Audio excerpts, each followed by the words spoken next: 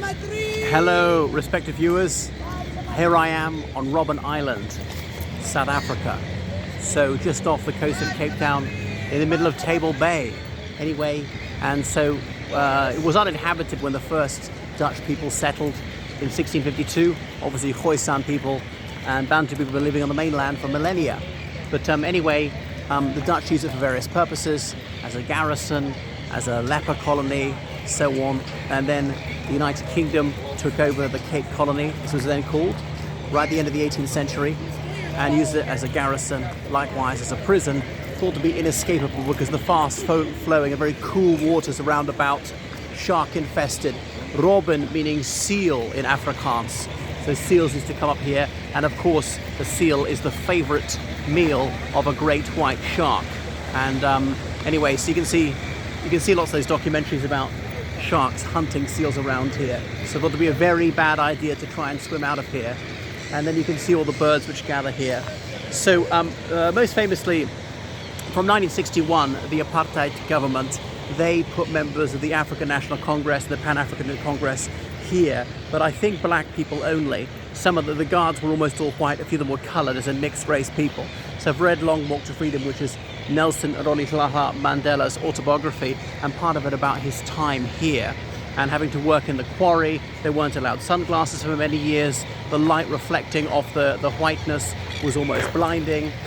They weren't allowed to have children visit. Once their children reached the age of 18, they could come from a half-an-hour visit through the glass, using phones to speak, no physical contact, every 6 months or whatever. Their wives were allowed to speak. Women were not detained here. There had been a military garrison beforehand. Some of the prison officers' wives lived here, and if a baby was born, a church bell was rung, and they would hoist a flag, blue for the birth of a boy and pink for the birth of a girl, and so on. So many people have visited, many famous people have visited. Nelson Mandela, of course, later became the president of South Africa. And look, quotations from on the bus.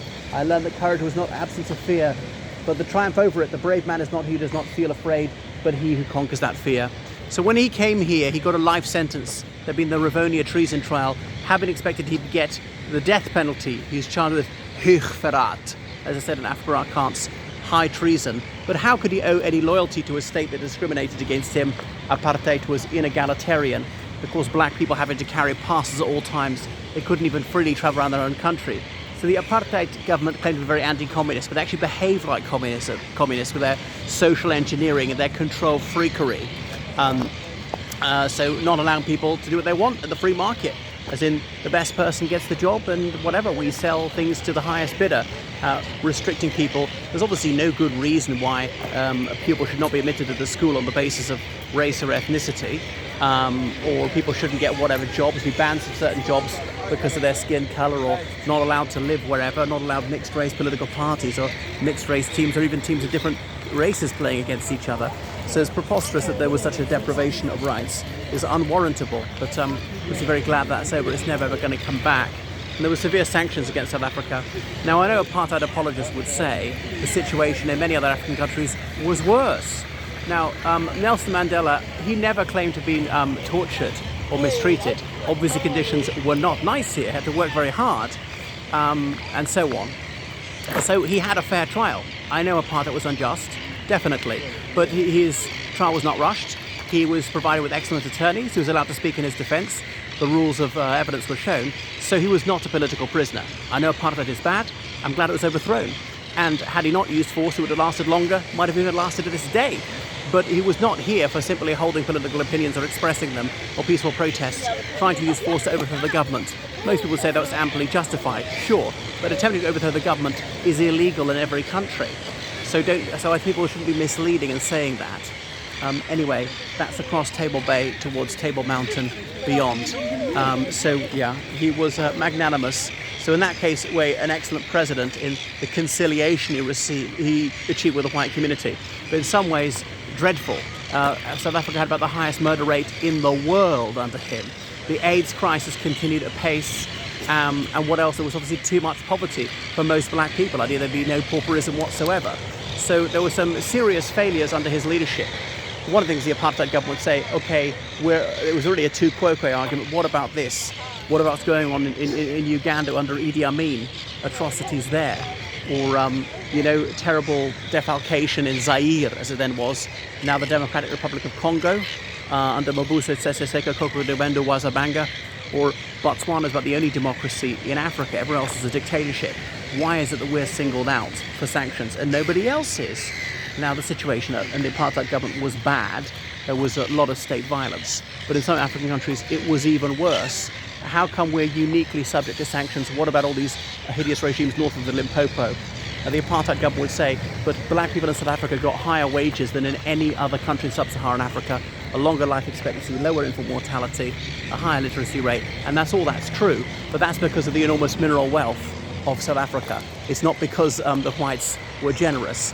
And as President Mandela later said, the thing is, you had to look at the enormous wealth gap between whites and black people within South Africa.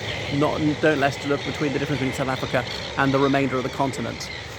Anyway, so that is Robben Island. I can smell the salt of the sea, and obviously you can hear the cries of 10,000 birds. So a good place for guano gatherers.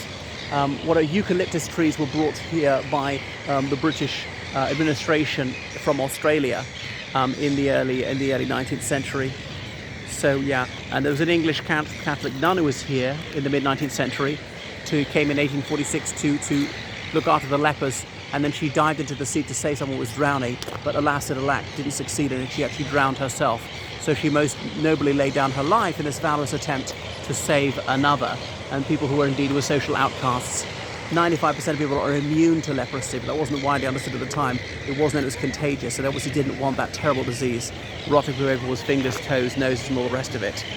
Right, so that was it. Now, Nelson Mandela was here for quite a few years, and then he was at Victor Forster prison on the mainland, Pollsmoor, where he was eventually released in February 1990.